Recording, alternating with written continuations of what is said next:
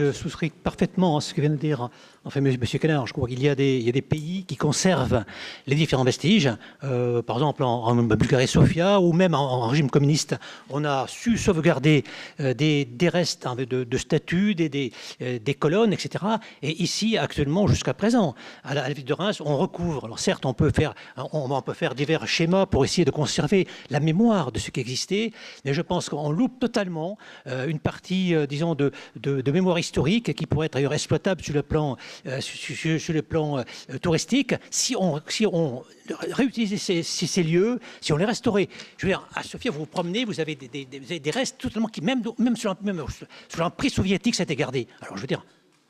Monsieur Philippot, on partage tout, et c'est vrai que là où vous creusez à Reims, vous trouvez des vestiges. Mais si on préservait tous les vestiges, ils sont préservés en dessous, mais si on les rendait visibles et accessibles, on ne serait plus Reims, on serait Pompéi, je suis désolé.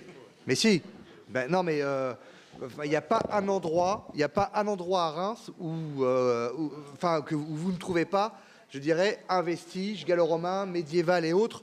Et les vestiges, ils sont préservés, certes pas visibles, mais ils sont préservés, les fondations sont préservées. Vous parlez de statues et autres, elles sont prélevées, elles sont soit à l'INRAP ou dans les locaux de nos services au Grand Reims. Certains peuvent être exposés au musée Saint-Rémy et autres, mais ayez conscience qu'on ne peut pas rendre visibles toutes les découvertes archéologiques sur le territoire rémois. Alors c'est une grande richesse de par l'histoire de notre ville, de Duro-Cortorum jusqu'à aujourd'hui, de par aussi, bien sûr, je dirais les drames de 14-18 et cette reconstruction qui a aussi fait découvert d'autres vestiges, dont le cryptoportique d'ailleurs, qui pose aujourd'hui quelques sujets, notamment sous des endroits inaccessibles qui sont sur les routes. Et c'est vrai qu'un siècle après, bien évidemment, les choses travaillent. Mais imaginez si on rendait visibles et accessibles toutes les fouilles. Enfin, on ne construirait plus rien. Hein. Qu'est-ce qui a été conservé depuis les travaux? Pardon? Été conservé depuis les travaux, je veux dire, les travaux publics, est-ce que tout a été recouvert, alors qu'il y avait possibilité de maintenir certains éléments qui auraient pu être visités, en fait, dans Reims? S'il vous plaît.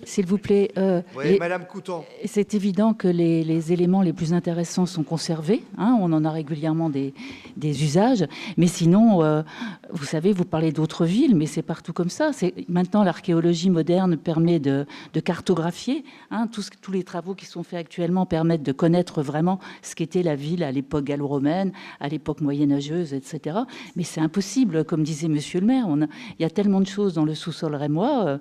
Vous seriez le premier, je pense, comme le disait Pascal Labelle tout à l'heure, à vous dire mais pourquoi on retarde encore l'ouverture de ce musée?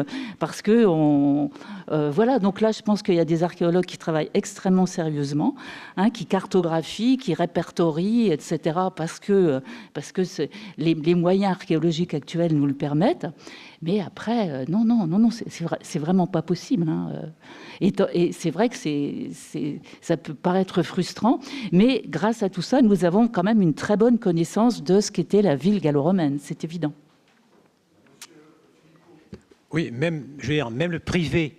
Même les privés dans certaines villes étrangères, je reviens sur Sofia, vous avez même des espèces de grands supermarchés dans le plein centre-ville, vous avez en sous-sol, et d'ailleurs ça attire des personnes qui veulent visiter en fait le centre, vous avez en dessous les vestiges, et donc les personnes entrent pour visiter le vestige et ensuite poursuivre sur un immeuble de 3 étages pour voir s'il y a des achats à faire. Donc tout est possible à la fois dans le public et dans le privé, encore faut-il avoir la volonté. L'herbe est toujours la plus verte volonté, ailleurs, les hein, moyens et aussi respecter ce qu'on appelle le code de l'urbanisme. Exactement. Monsieur Philippot. Monsieur Lang. Oui, monsieur le maire, chers collègues, comme mes collègues, je pense que dans le cadre de la construction d'un musée, c'est vrai qu'il est